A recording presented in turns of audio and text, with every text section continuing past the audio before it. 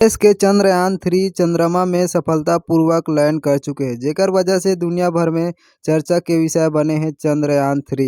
नमस्कार, मैं मुकेश। आज आप मन ला लेके आया हूँ रायपुर के कालीबाड़ी क्षेत्र में, जहाँ पे एक गणेश उत्सव समिति है, जेन ह अपन गणेश पंडाल के लिए काफ़ी ज़्यादा फेमस है, काफ़ी ज़्यादा पंडाल के लिए जाने जाथे। जेन ह पिछले साल बनाए रहिस हे टाइटैनिक के रूप में पंडाल बनाए रहिस हे, लेकिन इस साल कुछ अलग ही पंडाल बनाए हैं। आप मन देख सकथव वीडियो में। इस साल चंद्रयान-3 के रूप में नया पंडाल आपके सामने नज़र आही। तो चलो भैया मन से बात करथन, हमन ए पंडाल ला बनाए के का योजना रहिस हे, कइसे टाइप के शुरुआत होइस हे। तो संगवारी हमार बीच अभी समिति के सदस्य है, ओकर से हम बातचीत करबो।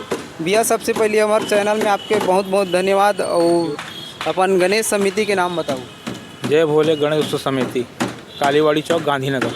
अच्छा, कैसे टाइप के योजना बनिस कि चंद्रयान-3 के पंडाल बनाया जाए? क्या है, 2 महीना पहले चंद्रयान-3 की जो लैंडिंग हुआ, तो बस हमारे मन में यही विचार था कि इस बार कुछ ऐसा यूनिक कर सके कि दर्शक मतलब खुशी से झूम उठे। बस वही चंद्रयान-3 का थीम लेके हम लोग आए हैं आपके बीच।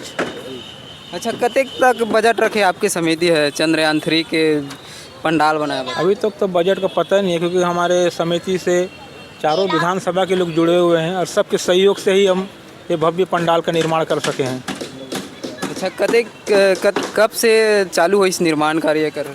ये 1 महीना पहले से चालू हो गया था काम पंडाल का, क्योंकि बहुत बड़ा पंडाल था और इतना बड़ा मतलब काम के लिए 1-2 महीना पहले से हम लोग का मन में ये था कि दादा लोग आए, फ़ोटो लेके आए, हमको दिखाए कि इस बार ऐसा। तो हम लोगों ने भी हाँ कुछ ऐसा ही किया जाए करके हम लोगों ने विचार किया। कतेक दिन तक तैयार हो जाए चंद्रयान? ये हो जाएगा 15-16 तारीख तक पूरा कंप्लीट हो जाएगा।